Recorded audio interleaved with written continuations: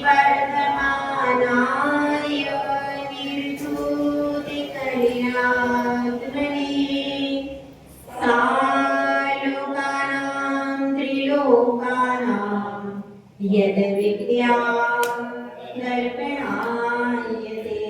पंच परमेष्टि भगवान की 1008 कुंदुनाथ भगवान की परम पूज्याचे श्री आदि सागर महाराज की आचे श्री महावीर कीर्ति महाराज की आचे श्री विमल सागर महाराज की आचे श्री तपस्वी सम्राट सन्मति सागर महाराज की आचार्य गुरुवर सुंदर सागर महाराज की अहिंसामय विश्व धर्म की जिनवाणी माता की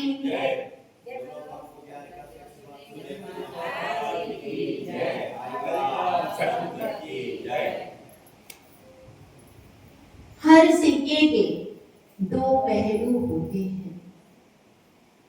कोई भी कार्य हो, कोई भी बात हो, उसके दो जवाब होते हैं, या तो हाँ या फिर ना। कोई भी वस्तु हो वो दो प्रकार की होती है, या तो अच्छी या बुरी। इसी तरह से हम पूरी दुनिया में देखते हैं तो यही सब चीजों का कॉम्बिनेशन मिलता है। भोजन की थाली में नमक होता है तो मीठा भी होता है, कड़वा भी होता है। हर चीज का कोई ना कोई प्रतिद्वंदी चीज मौजूद होती है। इसी प्रकार से हम यहाँ शिक्षा व्रत की बात कर रहे हैं तो शिक्षा व्रत में सामायिक में बैठे हैं तो सामायिक भी दो प्रकार से होती है। एक तो बहिरंग की बात चल रही है, बहिरंग से आप आसन अच्छे से लगा करके बैठ गए, शुद्ध स्थान में बैठ गए, एकांत में बैठ गए, और ये सब चीजें करने के बाद भी सामायिक हो जाए ये जरूरी नहीं। बाहर से आसन हिल भी नहीं रहा है, हाथ पर हाथ रख करके बैठे हैं, शरीर भी बिल्कुल लकड़ीवत है, निश्चल, उसके बाद भी सामायिक हो जाए ऐसा जरूरी नहीं। क्यों? क्योंकि यह सब बहिरंग की क्रिया है, अंतरंग की भी सामायिक है। सामायिक ये तो बहिरंग की विधि बताई है, लेकिन अंतरंग की भी विधि है। और मूल बहिरंग क्यों है? अंतरंग की विधि को करने के लिए बहिरंग होता है। ये बात ठीक है कि यदि हम सब्जी बनाएं तो भगोने में केवल सब्जी को डाल दें, सब्जी बन जाएगी क्या? उसमें केवल इतने कार्य से नहीं होगा, उसमें व्यवस्थित मसाले आदि डालने पड़ेंगे, तब जाकर के उसका नाम सब्जी होता है। हर वस्तु को, रसोई में भी कोई वस्तु बनाने की पूरी विधि होती है। केवल बहिरंग से अपन बता देते क्या क्या डाला इसमें, जैसे हम भी पूछते भाई कि इसमें वस्तु में क्या क्या है, बता देते ये चीजें, ये चीजें, ये चीजें, लेकिन क्या मात्र वो तो आपने द्रव्य की सामग्री बता दी, लेकिन उनको बनाने के लिए किस क्रम में कौन सी चीज डालना है इसका भी महत्व होता है, कैसे डालना है इसका भी महत्व होता है, क्रम भी होता है, उसमें विधि भी होती है। यदि आप क्रम भी भूल गए, क्रम भी यदि आपने भंग कर दिया वस्तु का, तो भी क्या होगा? तो भी वस्तु बनेगी नहीं, उसके क्रम से होती है।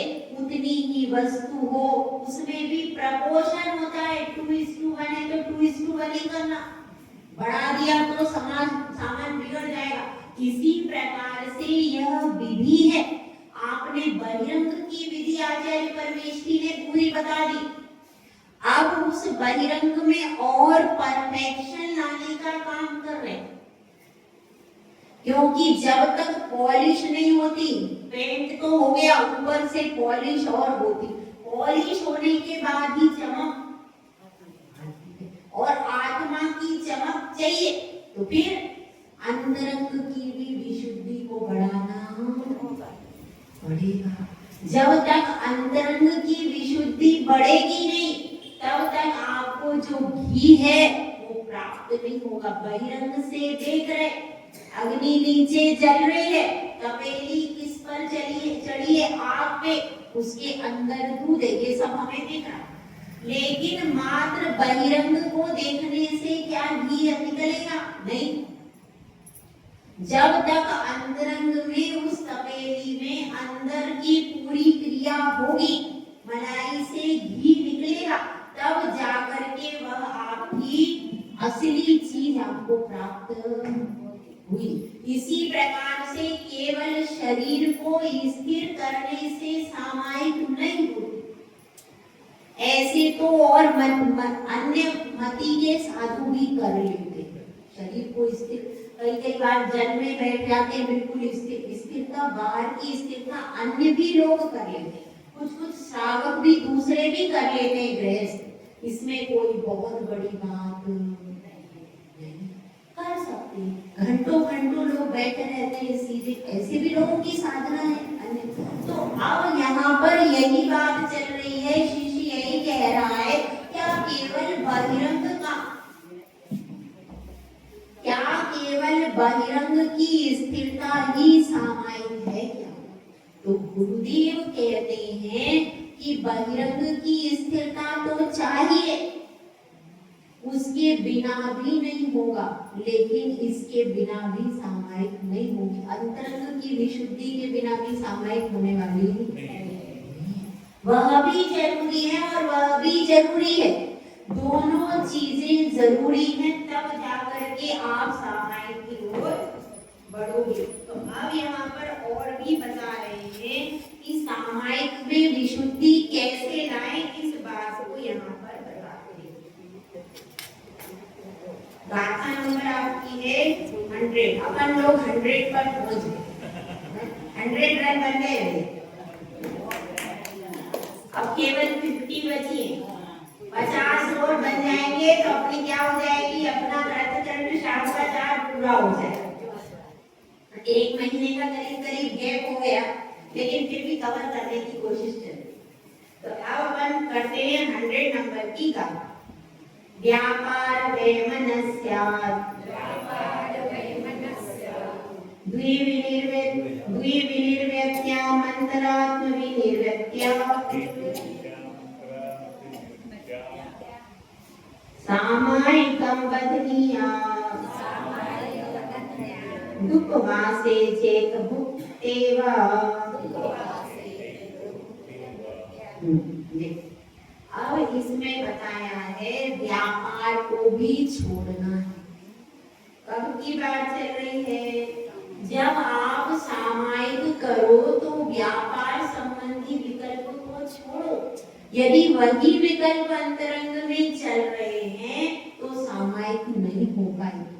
अंतरंग में या तो पंच परमेष्टि का चिंतन चले या फिर आत्मा के बारे में चिंतन करो, अथवा शुद्ध के बारे में, यानी जिनवाणी में जो लिखा है उसका भी चिंतन कर सकते हैं। चारों अनुयोगों में से किसी भी अनुयोग का आपको, भले ही आप सीता की कथा भी चिंतन करें तो वो सामायिक है, उसमें कोई दोष नहीं।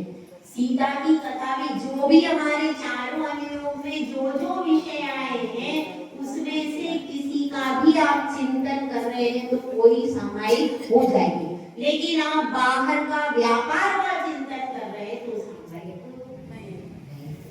तो इसलिए बताया है यहाँ पर अंतरंग विशुद्धि कैसे बढ़ाए। अंतरंग की सामायिक की विधि क्या है कि व्यापार के समस्त विकल्पों को छोड़ दो। और क्या छोड़ दो? वह मनस्य भाव भी नहीं होना चाहिए।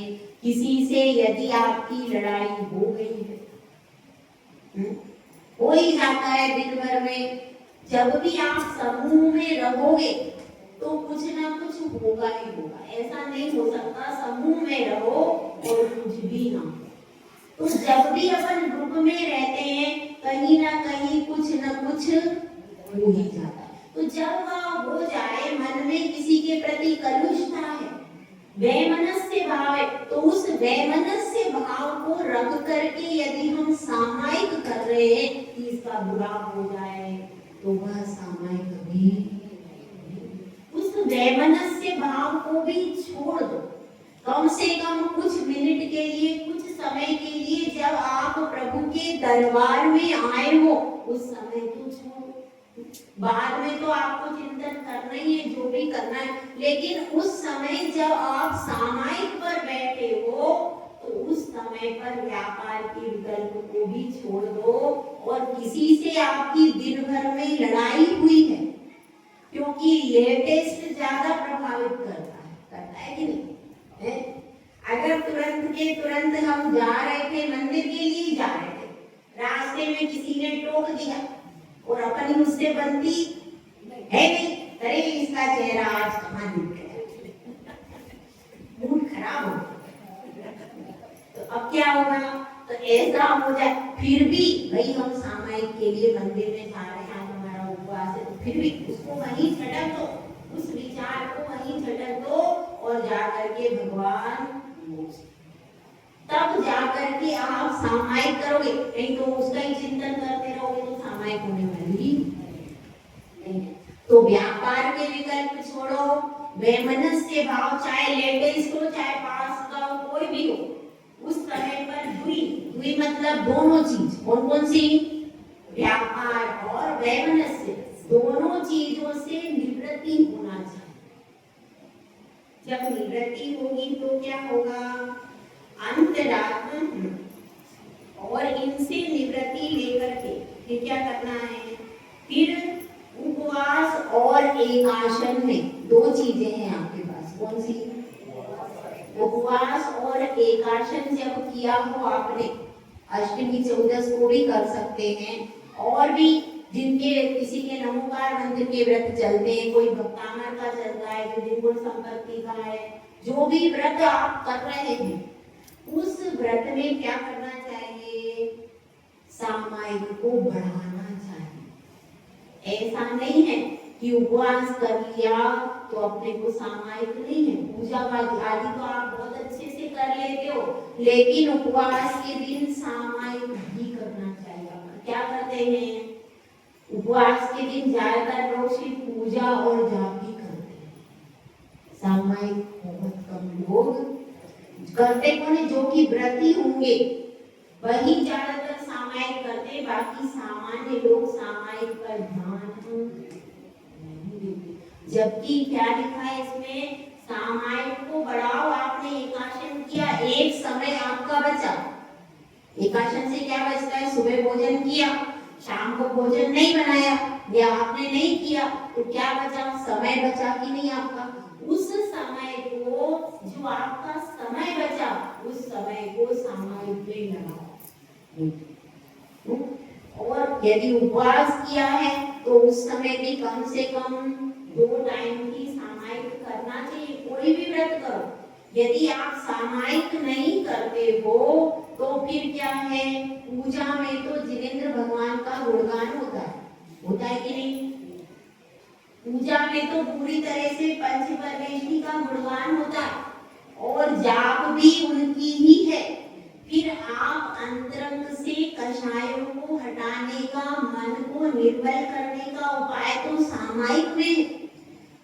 अगर आपको डिप्रेशन को हटाना हो, अगर आपको डिप्रेशन को खत्म करना हो, अगर फ्रेश होना हो, तो फ्रेश होने का साधन है सामायिक। यहाँ पर आप एक तरफ पंच परमेष्ठी रखते हो, एक तरफ खुद को रखते हो, खुद को भी देखते हो, परमेष्ठी को भी देखते हो, दोनों तरफ दृष्टि जाती है, तो उसमें आप अपने परिणामों की विशुद्धि को बढ़ा सकते हो। ये आपके पास साधन है, और ये जरूरी मतलब बहुत बड़े बड़े मेडिटेशन सेंटर की जरूरत नहीं है। सबसे बड़ी सब बीमारियों का एक इलाज है, बिल्कुल निर्विकल्प शांत होकर के ध्यान करने बैठ जाओ। मानतुंग स्वामी ध्यान करने ही तो बैठे थे। एक ही भाव स्तोत्र जिन्होंने रचा, वादिराज मुनिराज वही वे सब सामायिक करने बैठे थे और उसी सामायिक में विशुद्धि से सब लोग दूर हो गए।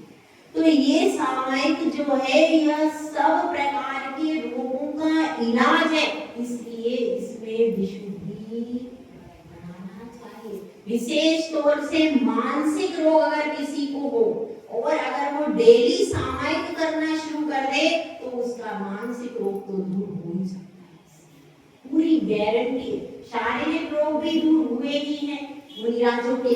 तो इसलिए इसको सोचना चाहिए कि यह मुफ्त की चीज है, लेकिन बहुत ज्यादा कीमती फल को देने वाली है। लेकिन पुरानी चीजों पर लोगों का विश्वास नहीं। आज भैया मेडिटेशन सेंटर पे गए थे, हमारा डिप्रेशन, हाँ ये सही है, नहीं चाहिए। लेकिन जो अपनी संपत्ति है, पुरानी चीज है, वो हमको समझ में नहीं आती। तो यह पुरानी चीज है, ओल्ड इज गोल्ड, ओल्ड चीज है, मगर फिर भी आज भी खरा सोना। इसी के आधार पर जो मेडिटेशन सेंटर डेवलप हुए उनमें मूल में क्या है, यही सामायिक है। इसी के आधार पे वो लोग बिठाते हैं, भाई ये भूल जाओ, वो भूल जाओ, स्थिर बैठो। मूल में क्या है, ये आपका सामायिक है, ये मूल है। इसी के आधार पे उन्होंने थोड़ा बहुत जोड़ तोड़ करके और अपना मेडिटेशन सेंटर खोल लिया है। तो यह जो चीज है यह मूल है, मूल को हमें पकड़ना चाहिए और उपवास करो या एकाशन करो, हर स्थिति में सामायिक को बढ़ाना चाहिए। यही बात इसमें कह रहे हैं, क्योंकि समता का अभ्यास आपको कब होगा, कैसे करोगे समता का अभ्यास? अगर सामायिक नहीं कर पाए तो समता का अभ्यास आपको होने वाला नहीं है। उस समता के अभ्यास के लिए सामायिक करना चाहिए। गृहस्थ को कितनी बार करना चाहिए सामायिक, बताओ? आप लोग कोई करते हो? बार करती हो? नहीं करते। सामान्य श्रावक, विप्रति की बात नहीं हो रही, सामान्य श्रावक करते हैं क्या? नहीं करते। जबकि शाम को कम से कम सामायिक के लिए बैठो और कम से कम आलोचना पाठ के बाद में 10-15 मिनट तो सामायिक करना ही चाहिए। 15 मिनट तो कम से कम देना चाहिए। बिल्कुल स्थिर होकर के बैठो, जाप करो, कुछ ना कुछ करना चाहिए।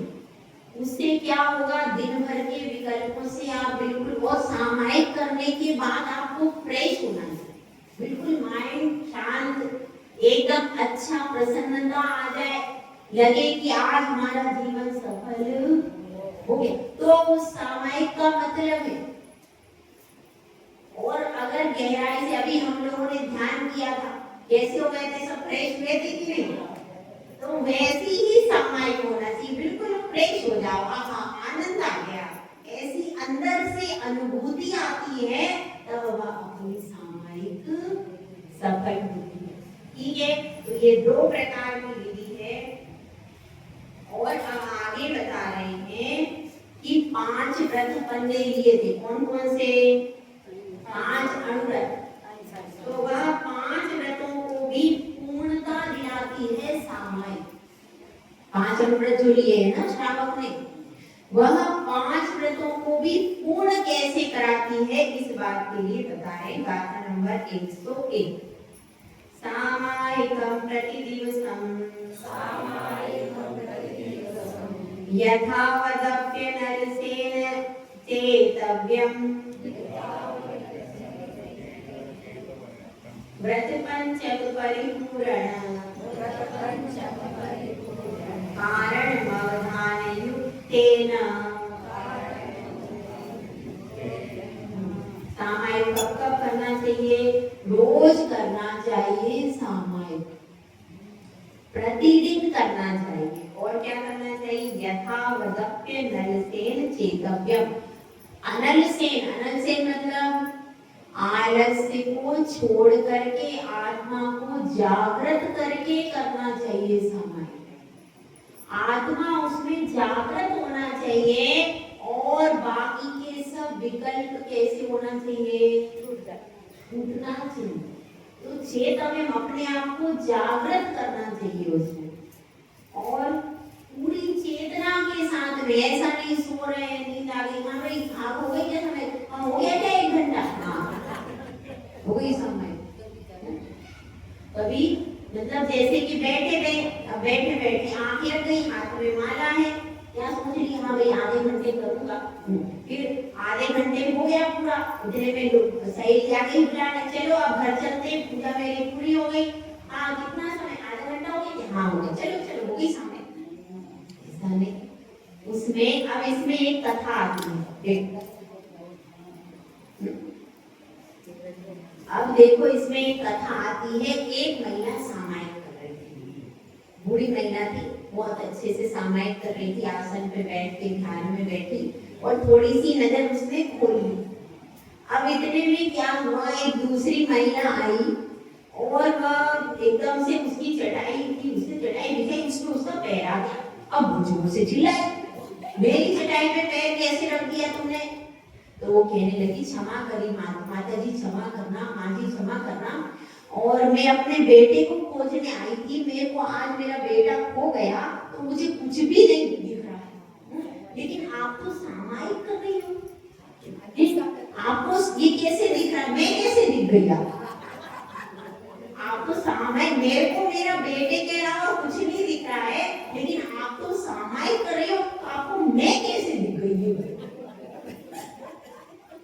तो क्या हुआ, उसके पास कोई जवाब नहीं था। तो इसलिए कहते हैं कि जब सामायिक करो, बड़ी मुश्किल से प्रभु के दरबार में अपने को एंट्री मिलती, बहुत मुश्किल है, करोड़ों भव तक तरसे हैं, तब जाकर के ये जिनकुल के बादल बरसे, बहुत मुश्किल से बरसे, बहुत प्यासे, अब जाकर के अपनी प्यास बुझाने का वक्त आया। तो प्यास बुझाने के वक्त में भी अगर आप सो जाओगे तो फिर वो कैसे, वो आनंद का झरना जो अंतरंग से फूटता है, वो कैसे मिलेगा? सोचो, अंदर अंतरंग के झरने का प्रस्फुटन होना चाहिए, तब जाकर के सामायिक है। ऐसी गहरी चीज है, बहुत गहरी चीज है, और उसी गहरी चीज मतलब ये देखिए, यह अपना 5 अनुव्रत जो है, इनको भी पूरा करने में सहायता कर रही है सामायिक। किस तरह से कर रही है देखो, पहले क्या लिखा है, व्रत पंचम परिपूर्ण कारण मवधान युक्त। पूरे व्रत पंच पूरे कैसे हो रहे? क्योंकि देखो आपका अहिंसा व्रत है, जब आप सामायिक के लिए बैठे तो आप बाहर की कुछ हिंसा कर रहे हो क्या? कुछ भी नहीं करते। तो व्रत आपके बिल्कुल बाहर पूरे, क्योंकि आपने नियम ले लिया है, अब हम ना तो कोई आरंभ करेंगे ना बोलेंगे, मौन होता है, वैसे सामायिक में बोलना ही नहीं चाहिए, ठीक है? तो सामायिक में आप मौन से बैठे हो, ठीक है, और आप कोई भी विकल्प नहीं कर रहे हो, मन वचन काया से मौन हो गया है। और दूसरी चीज क्या है, पंचस्कंद पाप का भी विकल्प नहीं है, व्यापार आदि का भी विकल्प नहीं है। तो आपका बाहर की जो भी हिंसा हो रही, आप और आप त्याग करके बैठो, भैया मैं आसन पर बैठा हूँ, जब तक मेरा सामायिक चल रहा है इस परिधि के बाहर, ऐसा नियम करके। तो अब क्या होगा, अब आप बैठे हो सामायिक के लिए, तो आपका बाहर में कुछ भी हो रहा है आपको दोष, इसीलिए चतुर्दिक वंदना कराई जाती है कि चारों दिशाओं को आप नमस्कार करके वो परिधि लगा करके बैठ जाओ। अब आपकी परिधि लग गई, अब आपको बाहर का दोष नहीं, इसलिए वो 5 4 चतुर्दिशा में वंदना करके, भगवान को नमस्कार करके अपने आप को भगवान को समर्पित कर देते कि भगवान अब मैं आपका हूँ, बस मुझे संसार से कोई मतलब नहीं। और क्या बताया, व्रत पंचम। अब दूसरा व्रत कौन सा है भाई बताओ?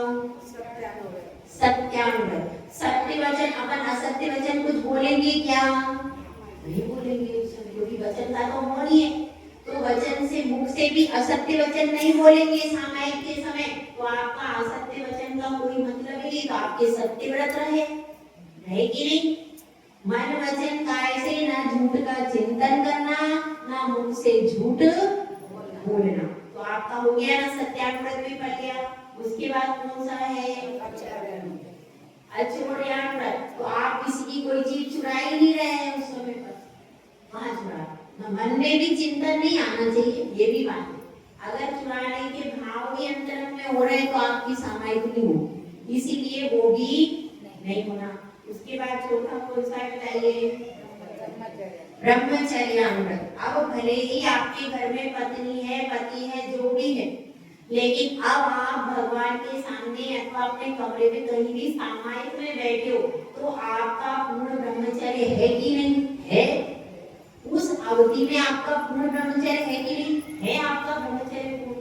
और परिग्रह का जो परिमाण किया है वो भी अब आपके शरीर पर सामायिक करते समय जो वस्त्र है बस आपके पास उतना ही है जो आप बैग में लेके आए हो। बैग भी लेके आते हैं, मंदिर में लेके जाते हैं, मोबाइल तो लेके जाएंगे ही जाएंगे। तो कुछ लोग मोबाइल छोड़ के आते हैं तो बहुत बेस्ट है, लेकिन आप अपना बैग लाए हो या कोई चीज लाए हो, पूजन के बर्तन हो सकते हो, जो भी चीज आप लेकर के आए हो उसके अलावा तो आपका सब त्याग है। इसीलिए सामायिक करते बैठते समय त्याग ही सब कुछ कर देना चाहिए। मेरा घर का त्याग, समस्त परिग्रह का त्याग है। यदि ऐसी सामायिक करते समय आपके प्राण भी निकल जाए तो आपके पूर्ण व्रत है। क्यों? क्योंकि अभी आपका सब कुछ त्याग है। आपका पूरा 5 पापों में किसी भी प्रकार से आप जा नहीं रहे। इसीलिए कहा है व्रत पंचक परिपूर्ण। यह पांचों व्रत उसमें परिपूर्णता को प्राप्त हो जाते।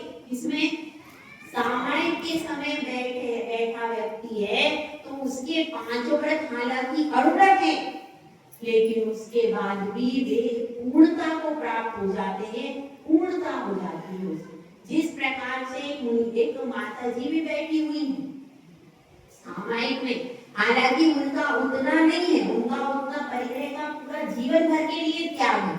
उनका तो सब पांचों महाव्रत का क्या जीवन भर का सब कुछ है, लेकिन आपका सामायिक के समय तो आपका पूर्णता को व्रत प्राप्त, तो आप सामायिक के समय उस व्रतों की पूर्णता का आनंद ले सकते हैं।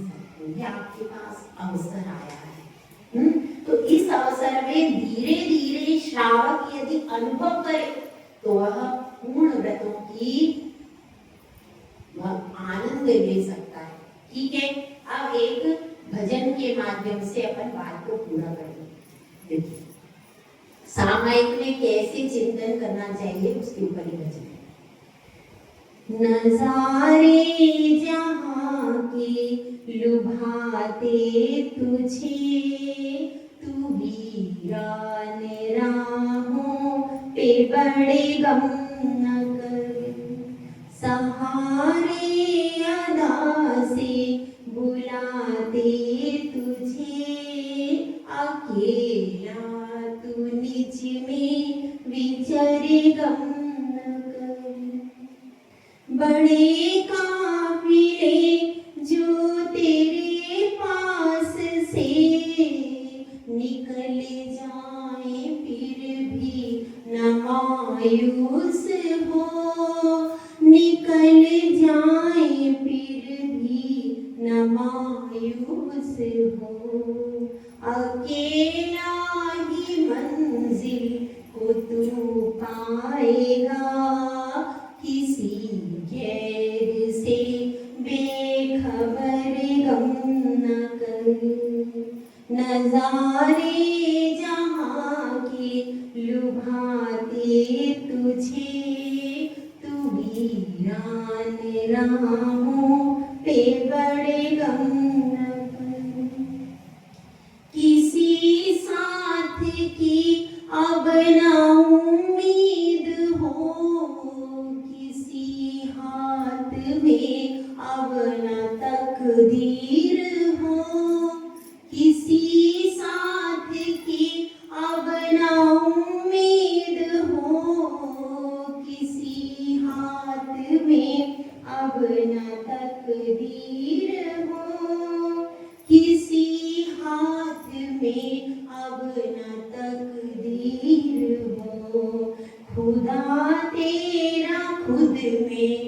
तुझे खोदना खबरदार खतरों से लड़ गम न कर। नजारे जहाँ के लुभाते तुझे, तू वीरान राहों पे बड़े गम न कर। नजर में तेरा ही तेरा अक्स हो, ख्यालों में रूहाना ही रक्स हो, ख्यालों में रूहाना ही रक्स हो। वजूद तेरा खुद में सिमटा हुआ कि जीतेगा जंगे कहरे गम न कर। नजारे जहाँ के लुभाते तुझे, तू वीरान राहों पे बड़े गम न कर। हर एक रोशनी चंद पल में बुझी, जहाँ सिसकियाँ जहाँ मुस्कान थी। ये संसार की विचित्रता है। हर एक रोशनी चंद पल में बुझी, वहाँ सिसकियाँ जहाँ मुस्कान थी, वहाँ सिसकियाँ जहाँ मुस्कान थी। गुलों के चमन का भरम दे रहा, ये कांटों का बोझिल शहर गम न कर। नजारे जहाँ के लुभाते तुझे, तू वीरान राहों पे बड़े गम न कर। और कुछ लोग कहते हैं कि अभी तो रास्ते में, कुछ लोग कहते हैं कि अभी तो रास्ते में समस्याएं समस्याएं, कैसे इन समस्याओं को हल करें। तो उसके लिए ये जवाब है, ये माना भी शूल ही शूल है, गुबारों से चढ़ती हुई धूल है। ये माना भी शूल ही शूल है, गुबारों से चढ़ती हुई धूल है, गुबारों से चढ़ती हुई धूल है। फकीरों ने चल के सुकून पा लिया, हकीकत का है ये सफर गम न कर।